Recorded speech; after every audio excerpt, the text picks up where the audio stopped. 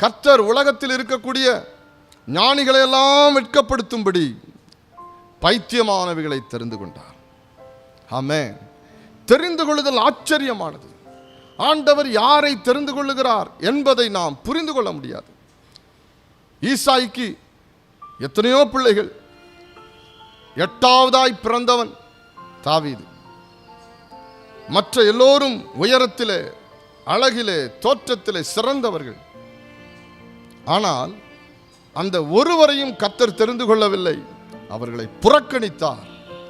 ஆனால் ஆடுகளுக்கு பின்னால் வனாந்தரத்திலே ஆடுகளை மேய்த்து கொண்டிருந்த அந்த தாவீதை கர்த்தர் இஸ்ரவேலின் சமஸ்த 12 கோத்திர இஸ்ரவேலுக்கும் தலைவனாக தெரிந்து கொண்டார்.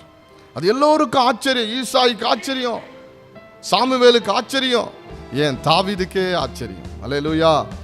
கர்த்தர் நம்மை தெரிந்து கொண்டிருக்கிற விதம் நம்முடைய மூளை அறிவில, மற்றவருடைய கண்களின் பார்வையில், மற்றவர்கள் போட்டு பார்க்கிற எடையில, அது ஒரு நாளும் அந்த ஸ்கேலுக்குள்ள, அந்த அளவீடுக்குள்ள வரவே வராது. கர்த்தர் நம்மை தெரிந்தெடுக்கிறார். அல்லேலூயா.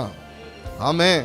உங்கள் குடும்பத்தில் ஏராளமானவர்கள் இருக்கும் பொழுது, இந்த இந்திய தேசத்தில் ஏராளமானவர்கள் இருக்கும்போது, இந்த திருச்சி பட்டணத்தில் ஏராளமானவர்கள் இருக்கும் பொழுது, கர்த்தர் உங்களை பெயர் சொல்லி அழைத்து, அறிந்து, தெரிந்து கொண்டு, ரட்சித்து, அபிஷேகித்து, ஒரு வாஞ்சையை கொடுத்து இந்த இடத்திற்கு கொண்டு வந்திருக்கிறார்.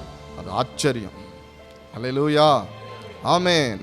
ஆண்டவர் தெரிந்து கொள்ளுதல் ஆச்சரியமானது. அது இயற்கைக்கு அப்பாற்பட்டது, மூளை அறிவுக்கு ஒரு நாளும் எட்டாத ஒன்று. தேவ கிருபையினாலே நானும் நீங்களும் தெரிந்து கொள்ளப்பட்டிருக்கிறோம்.